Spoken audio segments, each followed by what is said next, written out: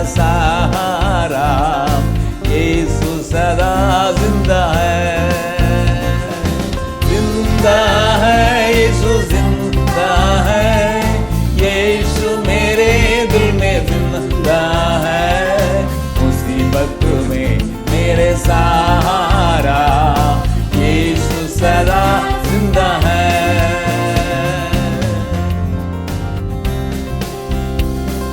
जिंदा है, यीशु जिंदा है, यीशु मेरे दिल में जिंदा है, मुसीबत में मेरा सहारा, यीशु सदा जिंदा है, जिंदा है, यीशु जिंदा है, यीशु मेरे दिल में जिंदा है, मुसीबत में मेरे सहारा, यीशु सदा जिंदा है। एक और बार आपसे मुलाकात करके मुझे बहुत खुशी मिल रही है। यीशु मसीह के नाम से आपको नमस्कार।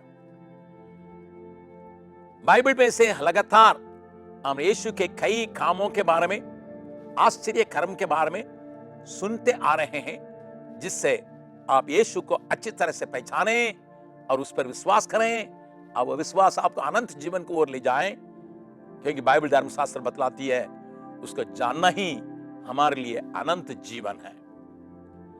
प्रभु आपको उस अनंत जीवन जिसका अंत नहीं है, उस अविनाशी जीवन के ओर आगे बढ़ाने के लिए मदद करने पाए, क्योंकि संसार का जीवन में हर एक जन को मरना है, फिर एक जीवन है, उस जीवन अनंत काल का है, उसको हम परमेश्वर के संग बिताने के लिए एक रास्ता यीशु के द्वारा खुला गया है।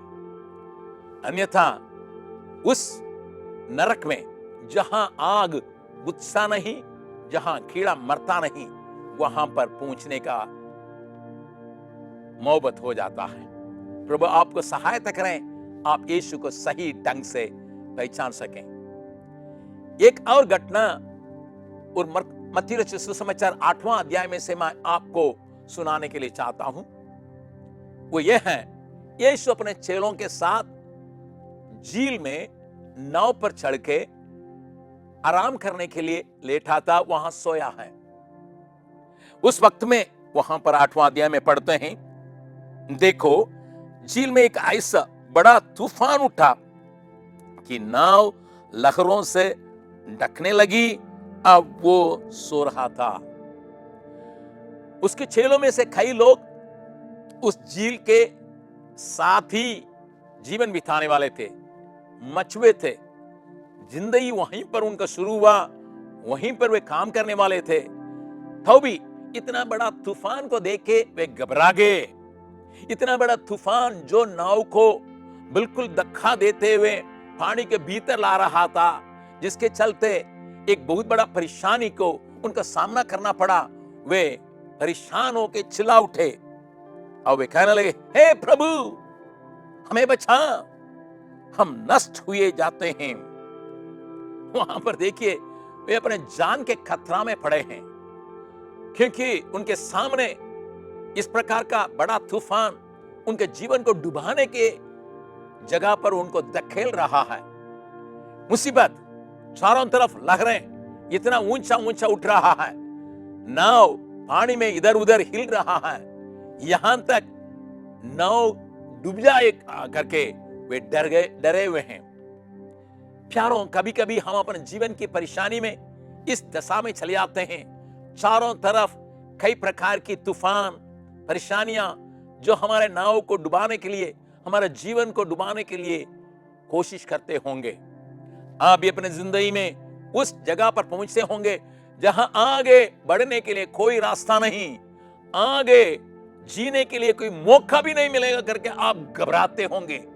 दुनिया के कई हजारों लोगों का हालत यही है। जैसे यहां चेले चिल्ला रहे थे, हम तो नष्ट हो रहे हैं, हम तो नाश हो रहे हैं, हमें कोई उम्मीद नहीं है, उस प्रकार आप भी उम्मीद को खोते हुए आप आगे बढ़ने से रुके होंगे, चिल्लाते होंगे, अंधकार आपके सामने छाया होगा, अंधकार के चलते कदम कदम में आप घबराहट के साथ, शांति को खोए हुए, आशा टूटी हुई हालत में रहते होंगे।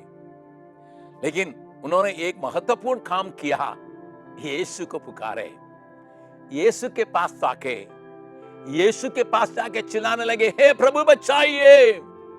शायद आज भी आप उस यीशु मसीह जिसको अधिकार दिया है सृष्टि के ऊपर, जिसको अधिकार दिया है बीमारियों के ऊपर, जिसका अधिकार दिया है दुष्ट आत्माओं के ऊपर, जिसका अधिकार मिला सारी बातों के ऊपर, उसका अगर आप पुकारेंगे, वो आपके लिए मदद करने के लिए तत्पर तैयार होगा।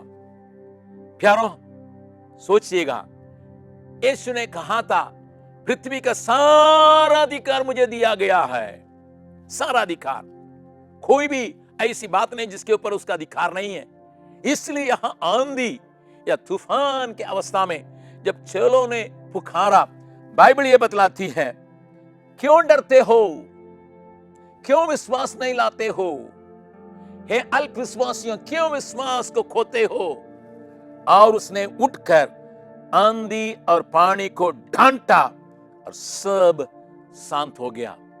आज भी आपके जीवन में उठने वाली सारी लहरों को डांटने के लिए, थमाने के लिए वो ताकत रखता है, क्योंकि हवा, पानी उसकी आवाज को सुन के, जिसने उनको सृष्टि किया, उस सृष्टिकर्ता की आवाज को सुन के तुरंत उसकी आज्ञा को मानने के लिए तैयार हो जाते हैं। आज आपके नाव डगमगाता होगा, आपकी परेशानी आपको डुबाने के लिए कोशिश करते होंगे, आपके जीवन की हर प्रकार की बातें आपकी आशा को तोड़ के रखते होंगे, परंतु परमेश्वर, मेरे वो पुकार, मैं आऊंगा, मैं डांटूंगा, मैं मदद करूंगा, मैं तुम्हें बचाऊंगा, तेरी प्रार्थना के अनुसार कार्य करूंगा करके आपके लिए साथ देने के लिए, सहायता करने के लिए तैयार है। वहां पर लिखे हैं, वे सब अचंभे करके कहने लगे, ये कैसा व्यक्ति है जिसके लिए आंधी और पानी भी उसकी आज्ञा मानते हैं। शायद जैसे चेले यीशु मसीह की सामर्थ को, ताकत को संपूर्ण तौर से नहीं समझते थे, वैसे ही केवल आपने किसी के द्वारा यीशु का नाम सुना होगा, उसकी सामर्थ को नहीं पहचाने होंगे, उसकी ताकत को नहीं जानते होंगे। उस यीशु इस प्रकार ताकत रखता करके आपको तब मालूम होगा जब उसका हाथ आपके ओर बढ़ाया जाएगा, आपको उस संकट से, मुसीबत से प्रभु बचाने के लिए कार्य करेगा। प्यारों, जिंदगी में कई लोगों की बातों को मैं सुनता हूं, कई लोग हमारे पास अपनी विचारों को, अपनी तकलीफों को, अपनी मुसीबतों को जब कभी बांटते हैं, उनके जीवन में जरा सा भी आशा की बात नहीं रहती है, विश्वास की बात नहीं रहती है, कोई उम्मीद की बात नहीं रहती है। वो उस हालत में चले आते हैं, हमें मदद करने के लिए कोई नहीं, अभी डूबना ही है, जिंदगी में आगे बढ़ने के लिए कोई रास्ता नहीं करके सोचते होंगे। ऐसे लोगों के लिए प्रभु के पास एक उम्मीद है। आइए, जैसा हमने गीत में सिखाया, जिंदा है यीशु, जिंदा है, मुसीबत में मेरे सहारा, यीशु सदा जिंदा है। मुसीबत की घड़ी में ही हमें उसकी आवश्यकता ज्यादा पड़ता होगा हमेशा, लेकिन साथ देने के लिए वो तैयार है। इसलिए चाहे दुख हो, सुख हो, सब में वो साथ देने के लिए तैयार है। इस घड़ी में अगर आप उसको पुकारेंगे, कोशिश तो कीजिए, कोशिश तो कीजिए, इस यीशु मेरे लिए क्या कर सकता करके जांच के तो देखिए, जिसके चलते आपके लिए एक रास्ता खोल सकता है। आप यीशु को पहचानने में वही शुरुआत हो सकता है। और जानकारी के लिए हमें लिखिएगा, ताकि हम आपके पास उस पूरे नए नियम की किताब को भेज सकें, जिससे आप परमेश्वर की विचार, मनसा, उसके हृदय की भावनाओं को आप जान सकें, जिसके द्वारा आप अनंत जीवन के ओर आगे बढ़ने में कोई रुकावट नहीं है। क्योंकि प्रभु यीशु ने कहा, हे परिश्रम करने वाले, हे बोझ से दबे लोग, मेरे पास आओ, मैं तुम्हें विश्राम दूंगा। उस पुकार अभी भी सब लोगों के लिए सब देश के लोगों के लिए, सब प्रकार के बोली बोलने वालों के लिए, सब प्रकार के जातियों के लिए उपलब्ध है। उसको आप अपनाइए, अपने जीवन में लाभ उठाइए। हम आपके लिए दुआ करने के लिए हमेशा तैयार रहते हैं।